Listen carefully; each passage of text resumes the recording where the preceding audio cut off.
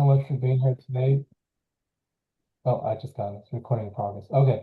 Hey, everybody. Thank you for being here today. My name is Christopher Rodriguez. I'm the chair of the Publications and Scholarship Committee here at the Veteran Studies Association. Today, I'm joined by Harwood Garland. He is going to be our presenter today. He's got an amazing topic today. And we also are joined by our VSA president and a few others here.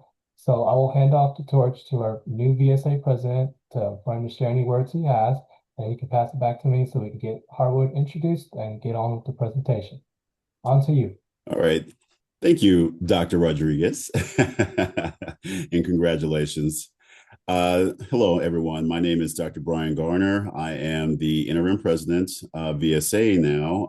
As you know, last week, our great president, Dr. Corinne Hinton, resigned unexpectedly. We appreciate and value her for her work, her contributions, and she leaves a great legacy behind for us to fulfill. With that being said, this organization is resilient, remains resilient, and our mission continues. What you'll see from me in the coming weeks is a call for a general meeting that will be Friday, June 12th at 7 p.m. Once again, that's Friday, June 12th at 7 p.m. And that will be a general membership meeting with the intent to engage our membership in opportunities to sustain and to grow our organization. No organization can sustain or grow without its membership. You are the lifeblood of us, and this is our community. So let's protect it. Let's feed it and make it strong, and let's begin a conversation on Friday, June 12th. It won't be the definitive conversation. It's meant to be just something that's going to be ongoing periodically, but I encourage you to attend and to share your ideas. We're looking for opportunities to leverage the skill set of the many veterans that we have within our community. We have over 300 members. So, let's come together and make this a stronger organization together. So with that, I would like to pass it back to Chris and to pass it off to Mr. Garland. And let's have a great session today. Thank you. Thank you, Dr. Garner. So again, everybody, today we're joined by Harwood Garland. He's going to give us an amazing presentation. Harwood is a former hospital corpsman with the U.S. Navy. He was assigned as a medic to the U.S. Marines for 3 years and to the U.S. Navy for 2 years. He deployed once of each branch. After completing his military service, he returned to civilian life, attended community college, and transferred to university. He then earned MS and MA degrees, including a thesis on military veteran suicide, and he is working on his PhD at the University of California, Irvine. His dissertation focus is on military veteran suicide prevention and recently discharged veterans and veterans of the next U.S. war. He is also studying the U.S. military draft. His own brother, who is not a veteran, committed suicide a few years ago, and he has added a personal element to his work. Now, for his abstract here, Harwood, this colloquium will review studies comparing suicide risk in American veteran and non-veteran populations to demonstrate important field disagreements and nuance, then discuss study methodologies. Particular attention will be paid to ideas about case and control selection, small subpopulation effects, and qualities of veteran eras that affect measurements of suicide. So, Harwood, the floor is yours. Feel free to share your screen so we can see your slide deck. Okay, thank you, Dr. Rodriguez, and thank you, Dr. Garner. I'm very honored to be here and present this information to you. This presentation, which I will share the screen with you here now.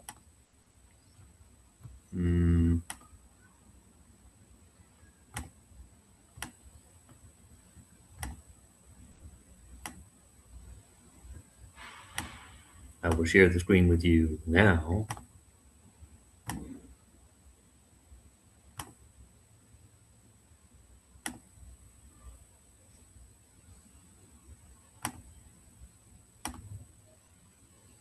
Okay, there it goes. Can you guys see that?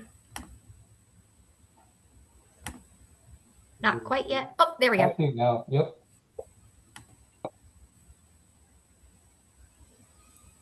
Okay.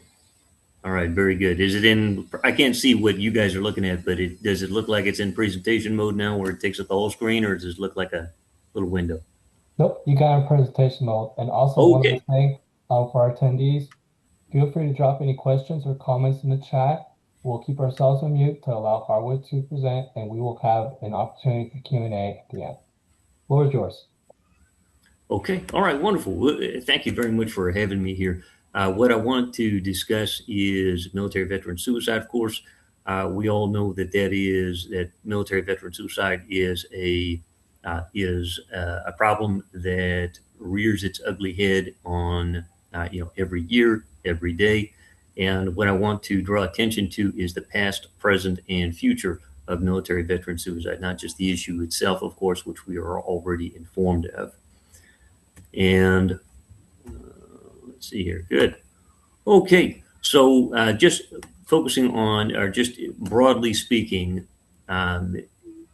just for non-veterans, for the global, just our planetary population, we have somewhere between 3/4 and 1 million suicides every year. There is, in the United States, we've had quite a few suicides. We have, it grows every single year. We have more suicides than homicides in the United States, and it's a pretty significant problem. And suicides outnumber some infectious diseases, and many of them are veterans. I'm going to, of course, zoom in on veterans here in just a moment. Rank ordering the suicide rate by country, we see here that this is from the World Health Organization, that the United States is in the upper half, is in the upper quartile of countries by suicide rates. It's a very significant issue, and we're going to keep going. Again, these are non-veteran suicide. These are the whole population. There's the whole country here. So by ethnicity, suicide rates vary, and this is going to be a theme of the whole presentation. Is not just that we have a suicide rate, but that if we break that suicide rate down, we can break it apart by veteran and non-veteran. We can break it down by ethnicity. We can break it down by age. We can break it down, if we zoom in on our veteran population, we can break the veteran suicide rates down by military occupational specialty or era of service or branch of service, anything like that. And these studies have been published many times before. The VA publishes a wonderful annual suicide data report every year, and they attest to this as well. You can also divide up veterans into VA care versus VA non-care, or where does the veteran receive their primary care? Do they receive primary care within the veterans, within the VHA, or outside of the VHA? And we find that the suicide rate within the Veterans Health Administration is much higher than the veteran suicide rate of the veterans that are outside of the VHA. So interesting things like that. If we rank order the service branches, we find that the Marine Corps and the Navy have higher suicide rates than the Army and the Air Force. The Space Force is, of course, very new, and we'll see what that data looks like here in a few years as we accumulate data there. So just very briefly, this is suicide rates by ethnicity. Again, this is still non-veteran, or this is still whole population suicide rate, so veteran and non-veteran suicide rate. We see that white, American Indian, Asian Pacific Islander, and Black people have different suicide rates. We can also see that the suicide rates vary a great deal by age, as we would intuitively expect. We would expect that 10 to 15-year-olds do not commit suicide as much as 40 to 50-year-olds. These kinds of things, and this is borne out in the data, and has been for many times. The seminal work on suicide is by Emil Durkheim, 1897, which I'll allude to very briefly here because it does pertain to veteran suicide individually. But what I want to draw your attention to here with these general charts is that suicide rates it's not as simple as one number. It's not just a rate. You have to break that number apart. It's a complex issue. And we may simplify a complex issue into a single rate, but that does not mean that it is a simple issue. And as Jim Craig described in his book called Suicide, there is a need, if we're going to prevent suicide, we need to understand the complexity of the veteran suicide issue and of the suicide issues in general, as people commit suicide for a variety of reasons, huge variety of reasons. But there are patterns that are important to pay attention to, and these are examples of it. Age and ethnicity are very important. So we see here that the suicide risk does not increase just proportionally with, I don't know if you can see my pointer here, but looking at the bottom chart here, we see that in this blue line here at the bottom on the bottom chart here, we see that the suicide risk for people that are aged less than 15 is very low. It's not zero, unfortunately, but it is very low. And then we see that if you're the highest age group that's described in this chart here, 85 or older, we see that it is very high. So suicide risk does, generally speaking, increase with age. And this is true for veterans and non-veterans. Method is the incredibly important part of any discussion of suicide. We know that the suicide, or the not suicide, but the primary cause of death for children aged 1 to 4 is drowning. And we do have, among the suicides that are committed by children by age 0 to 15, we see that that's almost entirely by firearm. And in fact, even among veterans and non-veterans, but especially among veterans, we find that over 66% of the suicides of the veterans that do commit suicide do so by firearm. So access to firearms is a major component of suicidality as well. It's an enormous issue. This pie chart over here is, of course, veterans and non-veterans. If we look at veterans specifically, we find that the usage of firearms in suicide is even higher. It's pretty astonishing.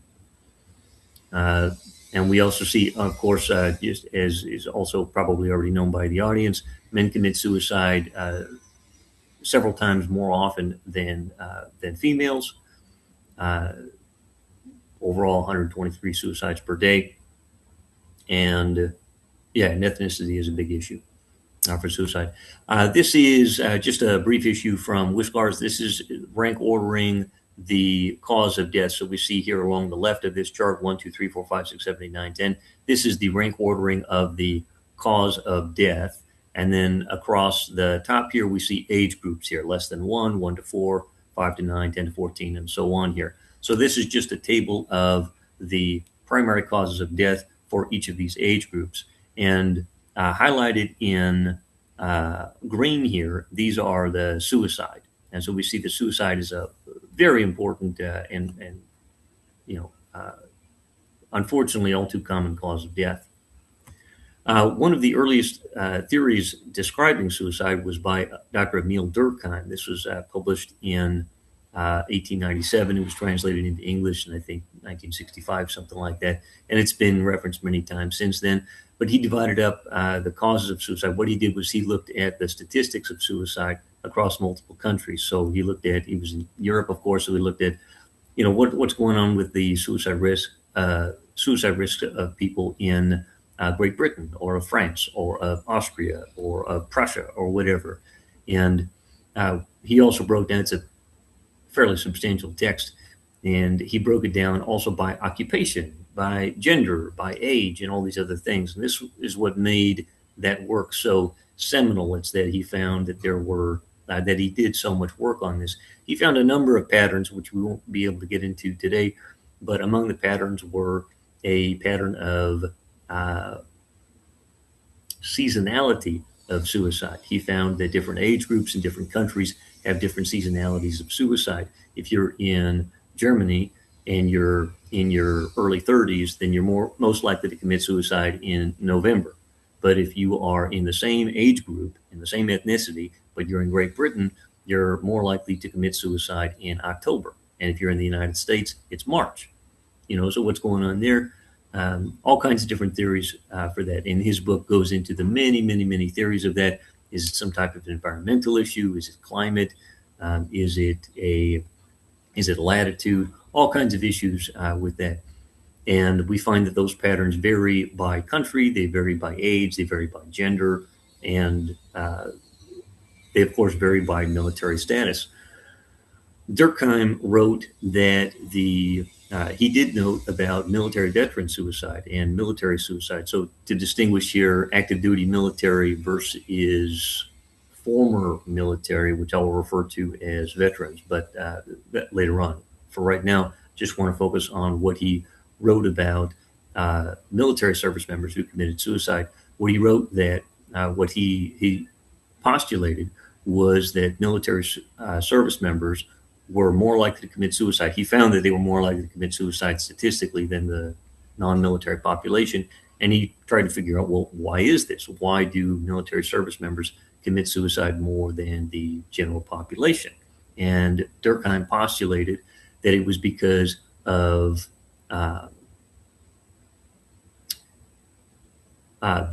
an over-integration of their society, that an individual who was in the military was in this very rigid military structure, or let's say a very dense social structure, that many of us who have been in the military know that the military, and those who haven't been in the military can, have seen movies, and, we understand that you take a given soldier or a sailor who's in the military, and the military dictates where they sleep, dictates where they work, how they work, what their job is, which part of the world they're stationed in, all kinds of other things. There's very few aspects of the lifestyle of a service member that is left up to them. The military dictates most of it.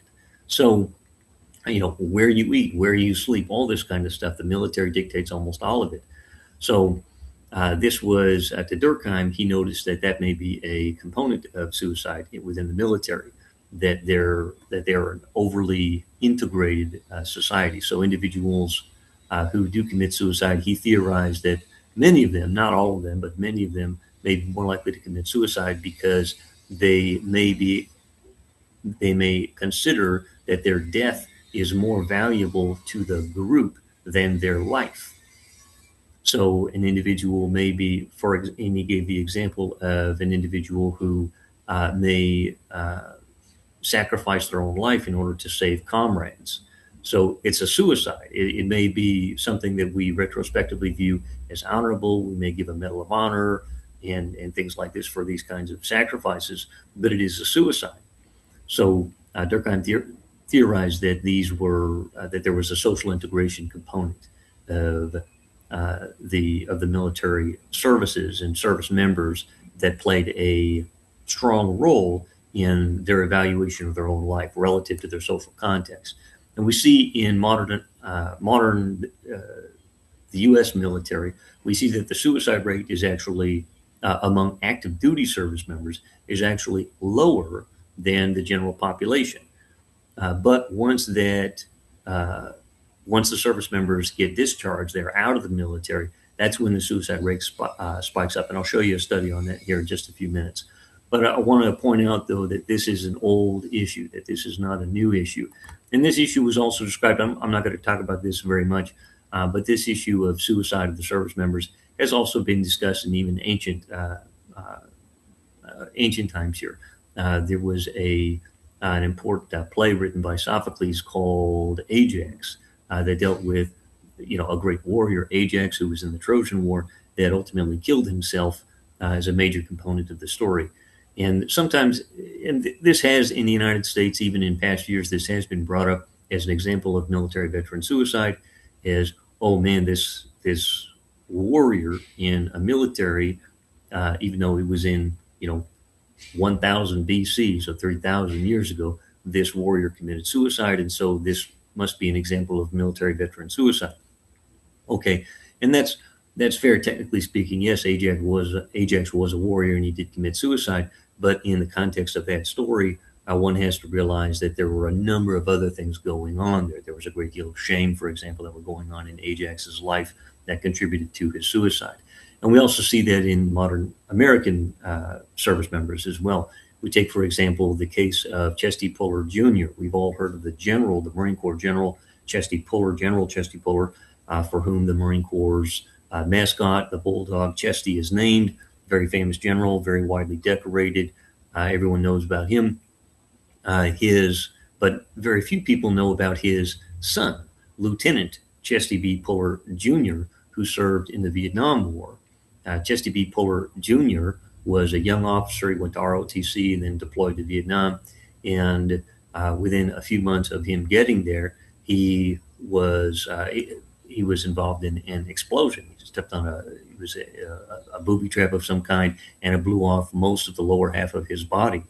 And he did survive, and he made it back to the United States. He was, of course, medically discharged, and he actually wrote a book of healing and revision of his life and reclaiming of his life. Very famous book. But later on in his life, he too committed suicide, and it's this very peculiar. Not peculiar, but it is an important instance of military veteran suicide. So people like Lieutenant Chesty B. Puller Jr., they count as a veteran suicide. Their stature, that status of suicide and veteran, those two data points get dumped into a big vat of veteran suicide data. And we say, okay, so Lieutenant Puller committed suicide. So he's a veteran who committed suicide. But what we can learn from that case, and what we can draw out, is that there is nuance there. That he didn't commit suicide right after he was discharged from the military. He did commit suicide because, there was a complexity to his individual case. And a lot of veterans have these types of complexities. They're not all straightforward. Like, I have PTSD and I can't get over this, and so 6 months after I get discharged, I commit suicide. That is unfortunately the stereotype, and that's somewhat accurate. There is something to be learned from that. We can't discard the commonalities for the exceptions, but it is important for us to remember the exceptions there. Another important example here is Charles Whitman, whom many of you have probably heard of. He was a Marine Corps veteran who, in I think 1966, he was, I think he was discharged from the military in 1965. And then soon after that, he enrolled in college, and he started experiencing these bad headaches. He got married, but he was doing his studies there.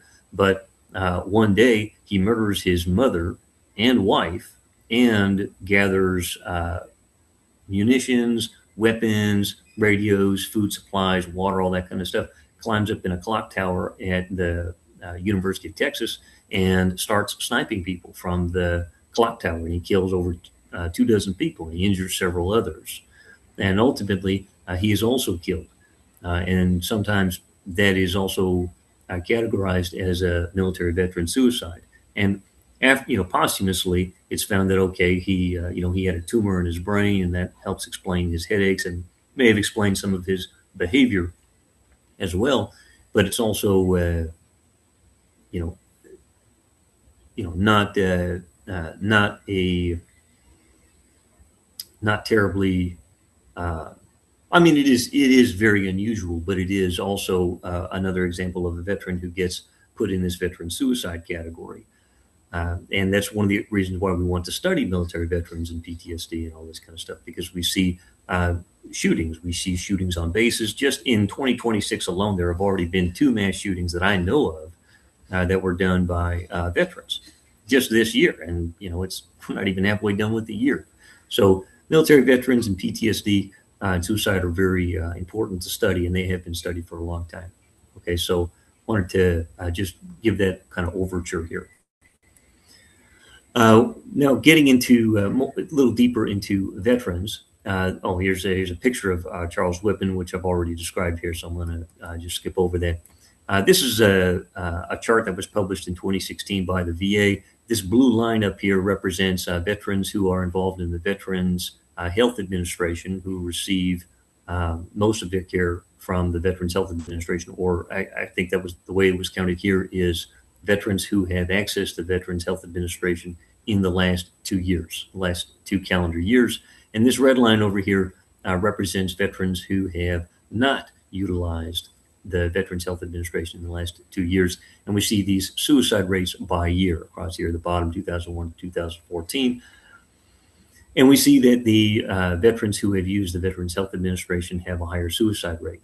And of course, there are 2 ways to interpret that. One is that the Veterans Health Administration is causing veterans to commit suicide, which of course is not the way I would advocate that we interpret this.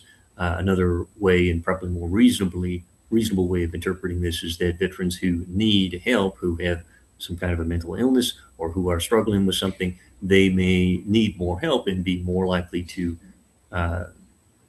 voluntarily admit themselves into the Veterans Health Administration. And this is also a component of the military itself, which I will allude to briefly later on, but this is an important part of volunteerism, that if you have, there's a study that I'll reference a little bit later on by Norman Hurst, published in 1986, that looked at drafted veterans and compared to, he looked at men that were draftable into the Vietnam War versus men that were not draftable into the Vietnam War, based on their birth date and the Vietnam lottery for their draft status, which is of course based on birth date. So if you're born on a day that is drawn in the draft lottery, then you're draftable. And if you are born on a day that is not drawn in the draft lottery, then you are not draftable. So that study looked at these 2 groups of men based in, I think he did Pennsylvania and California, and looked at suicide decedents who were born on draftable dates versus suicide decedents that were born on non-draftable dates. And he found that the suicide rate was much higher in the draftable dates among the men who were draftable there. So that's a very strong argument for the idea that military service itself does increase the suicide risk of an individual, that it's not just about volunteerism, that it's not just about the occupational specialty, but it is about the military experience itself. And I'll show you some data from that study. It's very interesting. But other studies have also found that veterans that there is a component of volunteerism that is also very important here. So since 1973, the United States has not had a military draft, although we have had over 24 drafts before that. And we'll talk about that at the very end of this presentation here. But there is an element of volunteerism. So there was a survey done of military service members versus non-military service members, and they found that military service members were far more likely to have experienced significant childhood trauma than people who had not volunteered for the military. So there was this unusual concentration of childhood trauma experiences among service members. And the researchers postulated that, well, this may be a component of high military veteran suicide rates. That if we know that childhood trauma is associated with suicide, and it now turns out that childhood trauma is also associated with volunteering for the military, then this now becomes an additional component of this complex picture of military veteran suicide, so volunteerism. And in this slide here, we also see that since enrollment in the Veterans Health Administration is not systematic, but it is voluntary, then we also see this component. We may also be seeing a component of volunteerism here, that service members or former service members who have been discharged from the military and then who voluntarily enroll in the Veterans Health Administration may be more likely to commit suicide. This is another, just adding to the complex picture, and that's the picture that I'm trying to paint for you here, is that this is a very complex issue here. We see that just within the state of Washington, as an example, we can do this with any state or anywhere we want. This is just an example. Washington men who have committed suicide, veterans versus non-veterans. And just drawing your attention here to this solid orange line, veterans aged 18 to 24, we do see high fluctuations, as we often see in suicide studies. That's one of the reasons why it's very important to, and almost necessary, to study suicide in a broad catchment of people, like a national study or several states, because suicide is relatively rare. Even among, we would expect in 100,000 people, we would expect less than 30 to have committed suicide.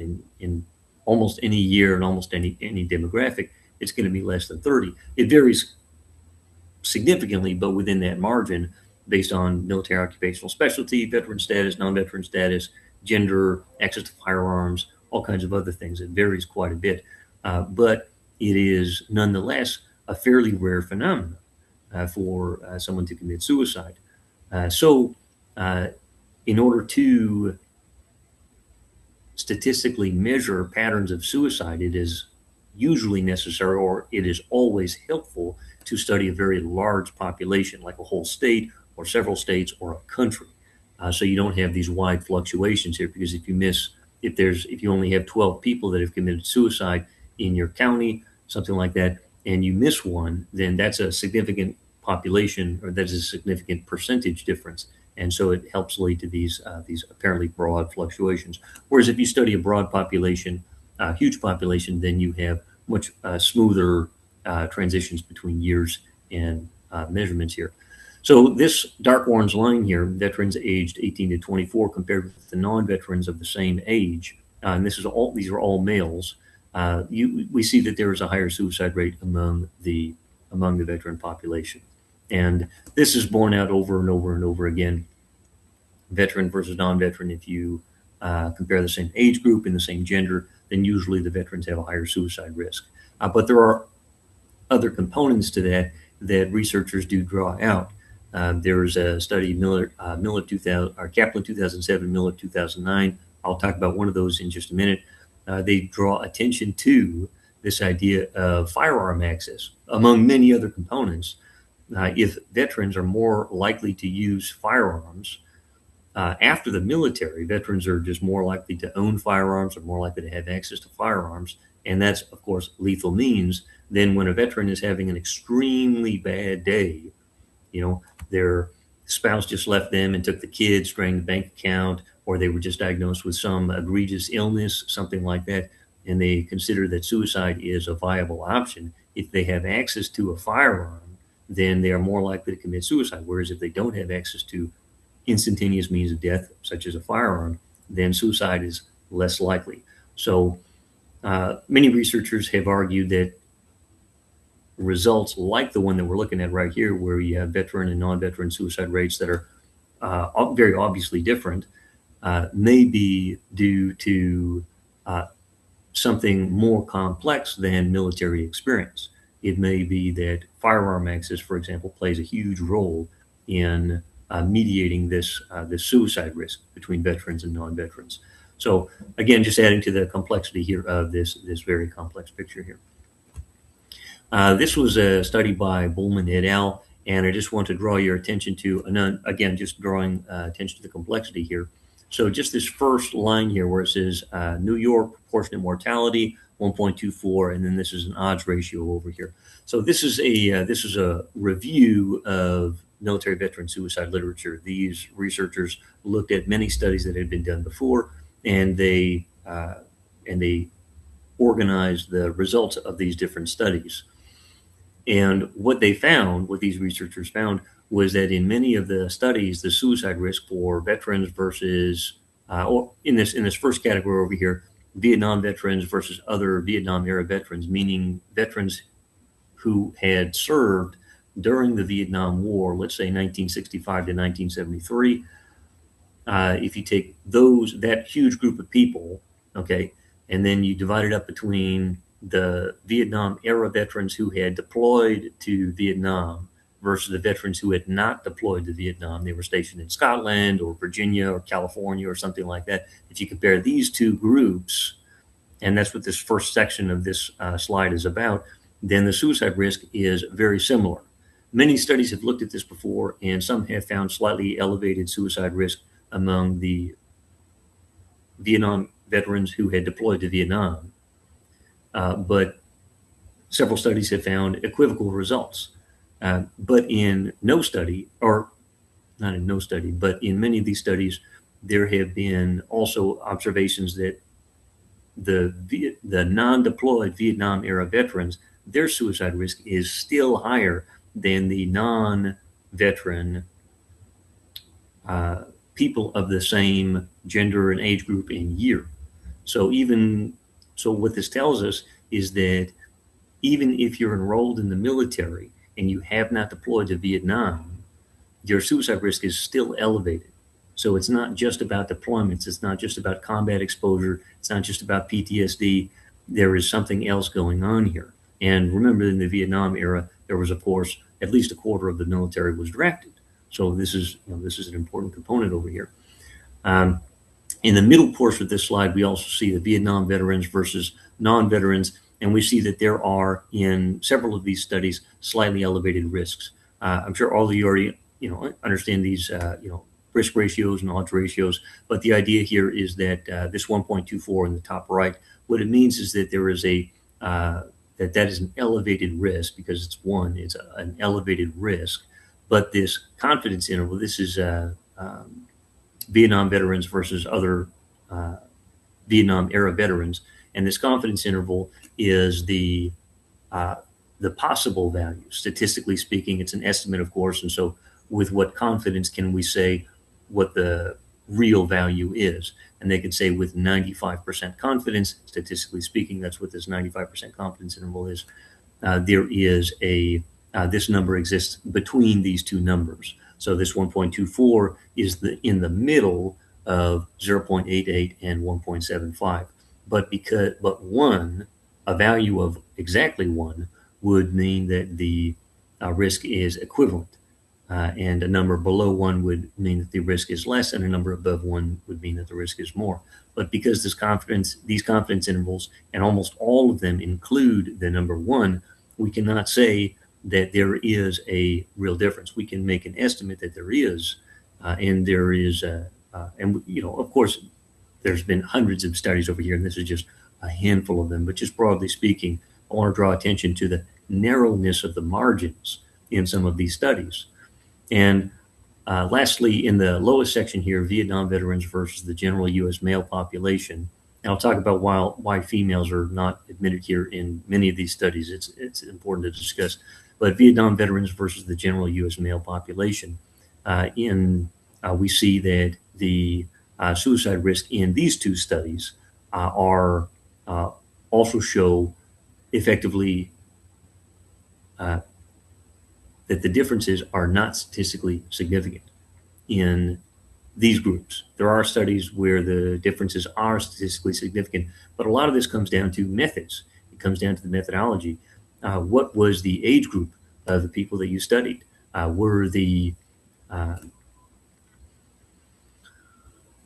what method did you use to recruit people? Some of these studies are, well, I'll get into the methods here in just a second here, but I want to point out that that there's a lot of ways we can examine this question, many ways we can examine this question: firearm access, deployed status, number of deployments, military occupational specialty.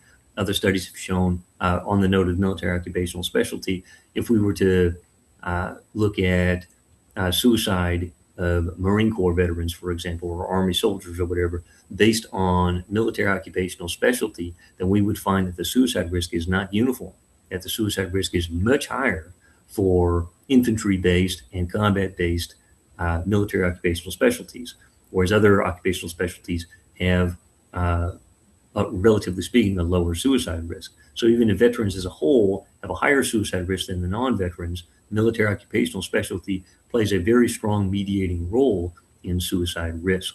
And this, of course, has to be also contextualized in a drafted military veteran population versus a non-drafted military veteran population. So if we're asking this question in 1970, and we're dealing with a military that is very significantly drafted, non-voluntary, then that is we have to examine that separately than if we're asking that question of a 2007 cohort of service members where everyone is a volunteer. Because people can volunteer for occupational specialties. There are, of course, we don't always get to volunteer for it. Someone may say, I want to be a Navy SEAL. And so they go and try out for being a Navy SEAL. They don't get to become a Navy SEAL, and they ended up being a deck seaman or a cook or a corpsman or something like that. So it's not that we always get to pick our occupational specialty in the military, but the military occupational specialty that individuals have is statistically relevant to the conversation of who commits suicide and who doesn't. And the idea of military occupational specialty will come up at the very end of this presentation when we talk about future wars and future generations of veterans. This is one of the most important things that I can share with everyone. If you pull anything from this presentation, from this little colloquia, I hope it is this slide right here. This is information from a 2012 study by Gibbons and his crew. And this chart on the left shows relative suicide risk by age of veterans. And we see that there is a very high relative risk of suicide in the very young age group up until the age of about 30. And then this suicide risk is higher. It's still above 1. There's that pattern again, above 1. So it's still elevated for veterans, but it is extremely high in the very beginning. And this is, in this study, this is largely due to the recently discharged group. This is when veterans are at the highest risk for suicide, is the 12 months right after military discharge. So suicide risk goes like this. In the veteran and non-veteran population, it's the same pre-military, or at least prospectively it's the same. Then when individuals join the military, their suicide risk actually dips. And it's thought that is because of a healthy warrior effect, like service members have to undergo physicals and they have to undergo IQ tests and things like this that would prevent many of the highest risk cases from getting into the military. So suicide risk is actually a little bit lower in the military, generally speaking. Then after the military, after they get discharged, the suicide risk skyrockets. And that's what we see here in this chart. And then over time, it decreases, but it never quite dips below the non-veteran population. So this is, this is also very important, is the timing of, it's the time since discharge. That is a very important part of suicide risk. And we see here in the same pattern, these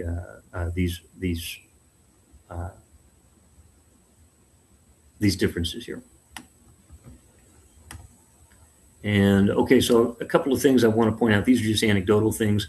This top paragraph over here from another study that came out in 1985, the results of this comparison should be evaluated cautiously since the screening procedures associated with induction into the military services produces inherent incomparability. So when we're comparing veteran and non-veteran populations, this is an important thing. This comes up in the literature many, many, many times. It's just succinctly stated in this particular study. So that's why I put it up here.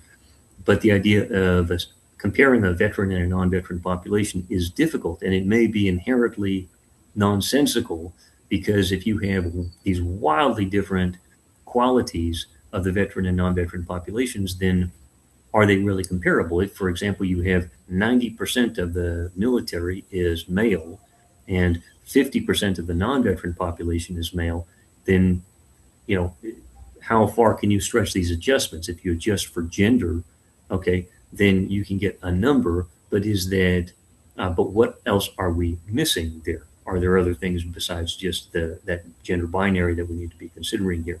Also, the healthy warrior effect that I mentioned just a minute ago. This idea that service members have to undergo this screening process to get inside the military, whereas non-veteran populations are not screened, for these kinds of things. So even if you adjust for gender, how can you adjust for health? And certain studies do make an effort to do that, but it's very difficult to do because you'd have to find a population that is screened for health.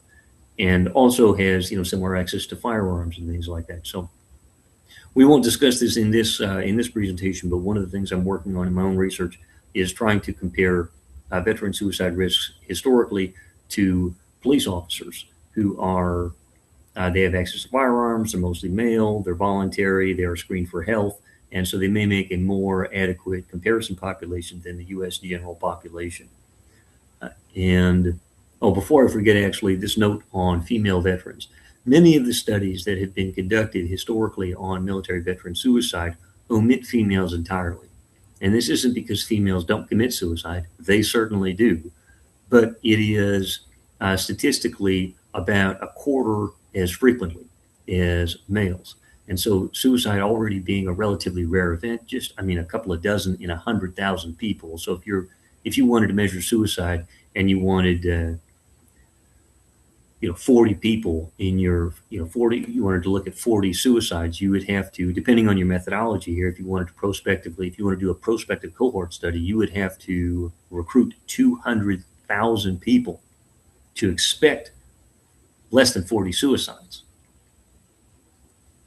That's not a lot of data to work with. It's a ton of work to work with very little data. And if you did get, 40 suicides out of 200,000 people, then you might expect 10 to be females.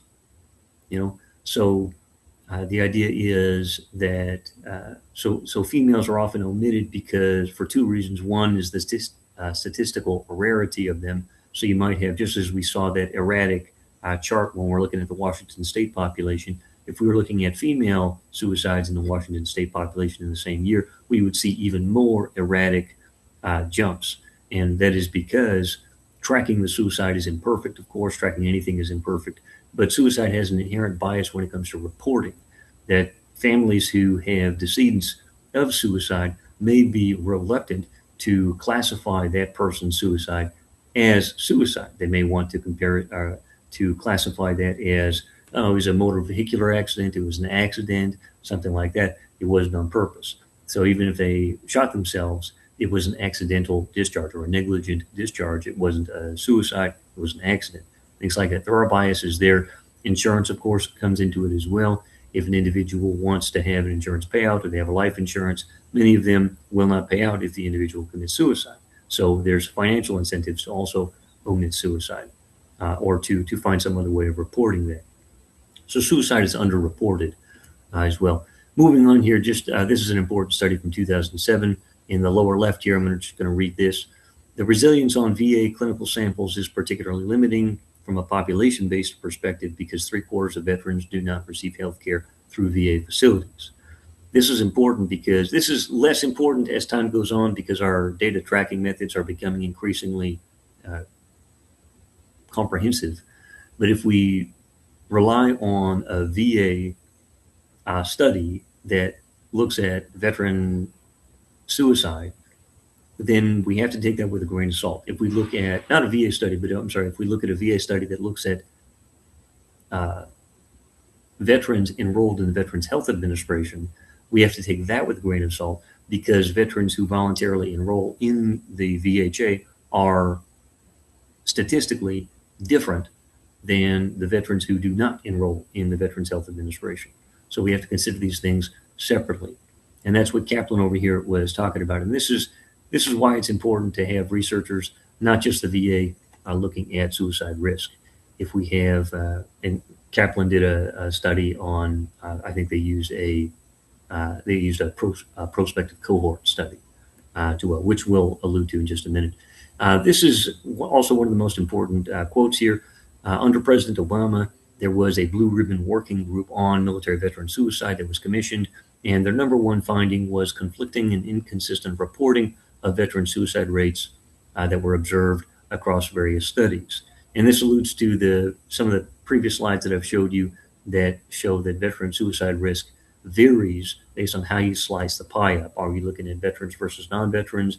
Are you looking at just males? Are you looking at firearm access? Are you looking at one state? Are you looking at multiple states? Are you looking at, are you controlling for branch of service? Are you controlling for era? Are you controlling for age? All these other things. And this makes it, the complexity of those questions makes it very difficult to have consistent reporting. And that is what these researchers found in 2008 and reported there. As a consequence of that report and of some of the other issues that were going on at the time, there have been there have been other databases that have been built and created that are more thorough, that comprehensively describe the military veteran population in the United States.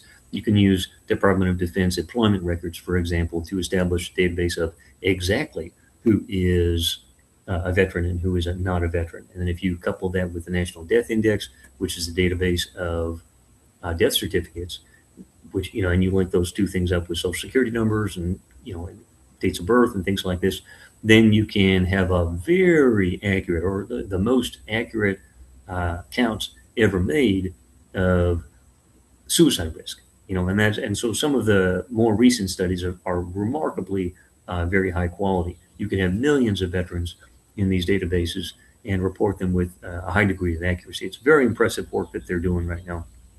There's a lot to be said. So we've come a long way, even since 2008, all the way over here to 2026. We've come a long way, and this is, and remember that Durkheim was already describing military veteran suicide well over 100 years ago.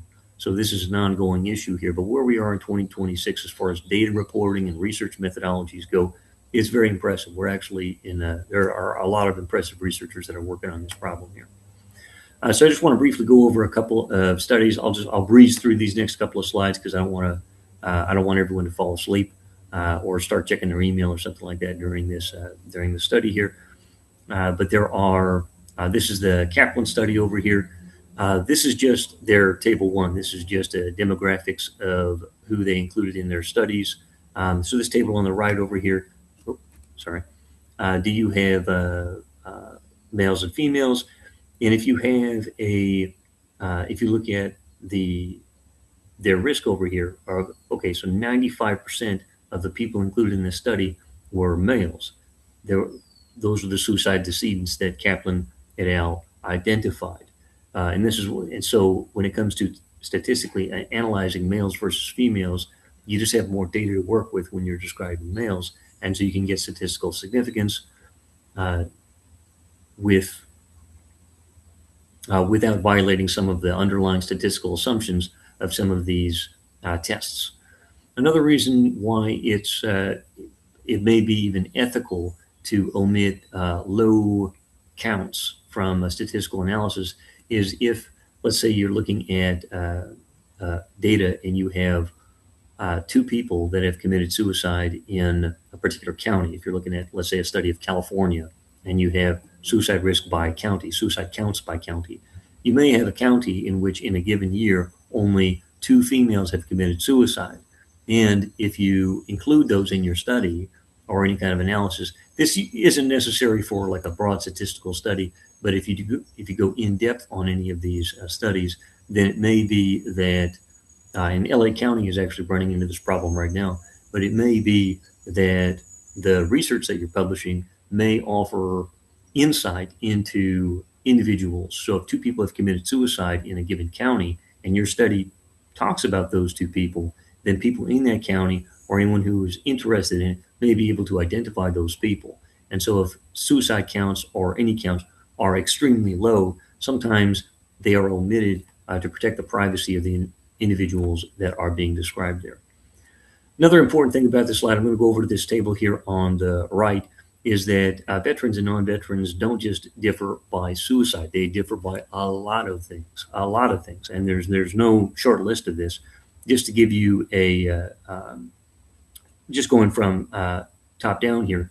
So if you think about the average age of a military veteran today versus the average age of a non-veteran today, Vietnam veterans play a very outsized role in terms of the population size of the military veterans. And because they are in their 70s, if they were 20 in 1970, then they're 30, 40, 50, 60, 70. Yeah, they're in their 70s now. Whereas the overall population of the United States, so that the veteran cohort, the Vietnam veteran cohort, brings up the age of the military veterans.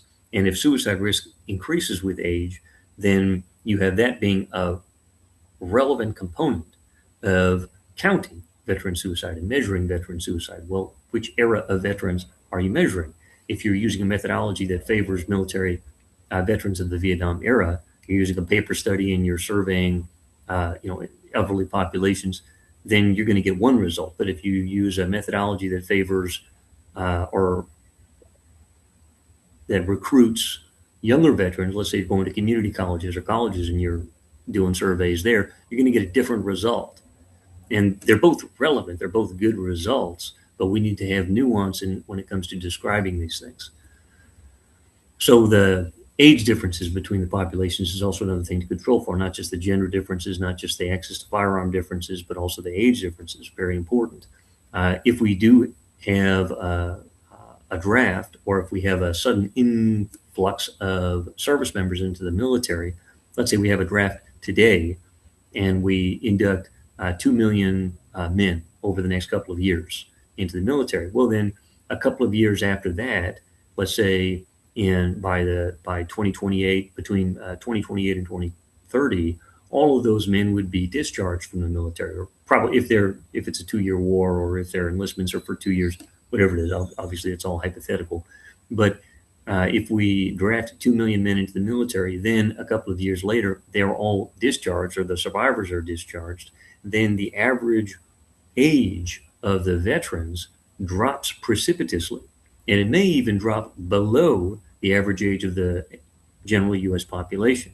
And so this also complicates the comparisons there. Again, because age is a component of suicide risk. So moving down. Oh, I'm sorry. We're at that 1 hour mark. We gotta wrap it up because I think people have other meetings and we've only had 1 hour for the meeting. Oh, okay. All right. I'll wrap it up here. All right. I will wrap it up here. Thanks, Chris. Moving along here. And I know there's some questions in the chat. Let's go to the questions. Let's go and address these 2 questions real quick and we'll close it out. Dr. Garner does not have anything else to tell the group, so as soon as we answer those 2 questions, then we just close it out for the group. Carrie asks, on average, do you know how much higher the Naval and Marine Corps suicide rate is for veterans? I don't know that off the top of my head, but it's something like 3 to 5% higher. It's not like wildly higher, not like 100% higher or something like that, but it is, there is difference. And if you want to know a study on that will show you that the VA publishes an annual suicide data report. 2016, the most recent study I think covers up to 2022 data, and there's always a page on service branch. Awesome. Good question. Great. And one more here. So we have it from Dr. Garner. He asks, is there a correlation, positive or negative, between VA policies related to access to, such as PACT Act, and veteran suicide rates? Yeah, that's a good question, actually. So is there a correlation between VA access and suicide rates? And honestly, I don't have a good answer to that question. There are different policies. There's the Clay-Hunt Act, there's the PACT Act, all these different kinds of things that do adjust access. President Obama, that was one of his ideas that he championed also, was improving access to VA care. And so I don't have a good answer to that question. I would guess that the more veterans that are enrolled in the VA, that the general trend would hold true, that the VHA enrolled veterans would still have a higher suicide risk than the non-VHA enrolled veterans. And there was an important observation that Craig Bryan made. Craig Bryan is one of the leading national experts on military veteran suicide. Probably most of you already know him. But he pointed out in a book in 2022 that suicide risk is not necessarily it's not as simple as giving access to VA care. Brian was he gives in his book, he gives this example of a service member that attempted to commit suicide when Craig Bryan and this person were both in Iraq. Craig Bryan was a psychologist that worked for the military, and he had previously thought, up until this point, which I think was in 2007, that suicide was a mental health component, So if you improve access to mental health care, then you will decrease the suicide risk necessarily. But Craig Bryan also offers anecdotal evidence of access to mental health care not always being a component of it, because he looks at some people who attempt to commit suicide do not have or any observable pre-existing mental illness. They may have a very sudden urge to commit suicide that is not predictable with any kind of a traditional or reasonable metric over there. They don't have a history of suicidal attempts. They don't have a history of depression or any of the observable senses there. So that's a great question, and I will try to find a good answer to that. And I will, maybe I can send you an email about Dr. Garner about that policy and access. Chris, is it okay if I just say one more thing? Go for it. Okay, awesome. Then I'll fast forward to the end here of this. I'm sorry, I didn't realize it was taking so long to discuss all You're this. very passionate about the topic, and I can. Yeah, I'm sorry. All There right. was okay. What I want to talk about is just very briefly is the future of military veteran suicide. So, what will the future veterans look like? That future demographic of veterans. The Pew Research Center has looked at the current and past trends of veterans and by demographics, age, all that kind of stuff. And what they have surmised is that military veterans, if we do not go to war in any kind of a very significant, we're already at war, but I mean, like if we do not have a draft that will alter the demographics of the military in any kind of a startling way, then the current trends would, generally speaking, continue. And the current trends are that the military will become more female and more diverse, ethnically diverse over time. So right now we're at about, I think, 10% female service members. And of course, every year, if they're discharged there at approximately the same rate, then the veteran population will, over time, mirror that statistic. Right now, female veterans are not quite at 10%; they're less, but over time, that would approach the normal there.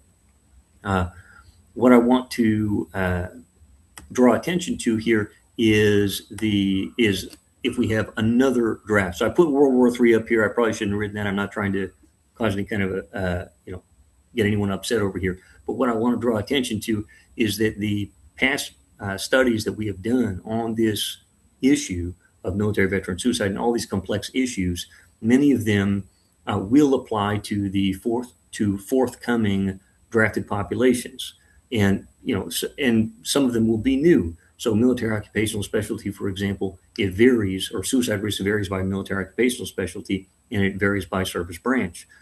What's the suicide risk of the Space Force? Like, I don't know. It hasn't been around long enough to calculate that very much, and it's still settling into its own groove. So we'll see what happens there. And what's the suicide risk? We know what the suicide risk of a machine gunner is, or an assault man, or a radar technician. We know all that. What's the suicide risk of a drone pilot? We don't know, because drone pilots are a new occupational specialty that we are developing. And so when we're looking prospectively, there are suicide risks that we should consider prospectively when it comes to preventing veteran suicide in the future.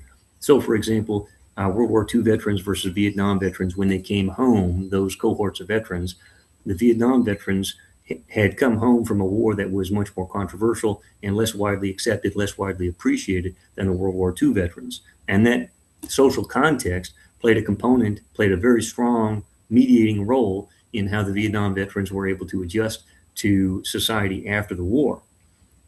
Similarly, with the next drafted cohort of veterans, when they come home, if they come home to a society that does not appreciate them, does not want them, then that will be a barrier to their integration into the rest of society, and that may mediate their suicide risk to some degree there. We also have automatic draft registration now, as opposed to the willing or to the voluntary registration, and that's a component of there.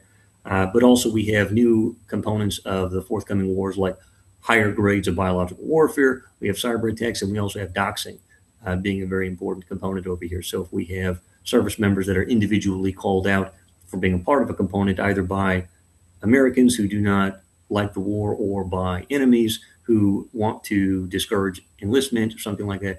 That may also be a mediating component. I'm going to shut up there, but thank you very much all for coming here. Thank you for those great questions. And if anyone has any other questions that they'd like to talk about, or anything they're working on with veteran studies, please give me a call or drop my email in the chat. And I'd be glad to talk with anyone about this subject. But thank you very much for having me. I appreciate it.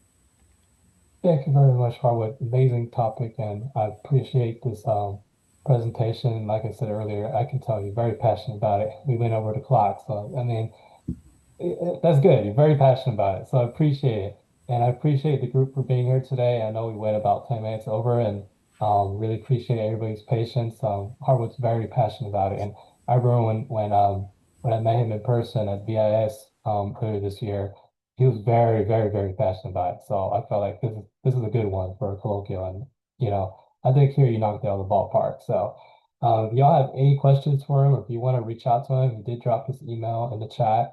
Other than that, I want to wish everybody a safe and relaxing Memorial Day weekend. We all know what this weekend's about, so if you have a moment, go ahead and pay your respects to our fallen, and at the same time, let's enjoy what life gives us. So other than that, I will close out this session, and I'll see y'all for the next one next month.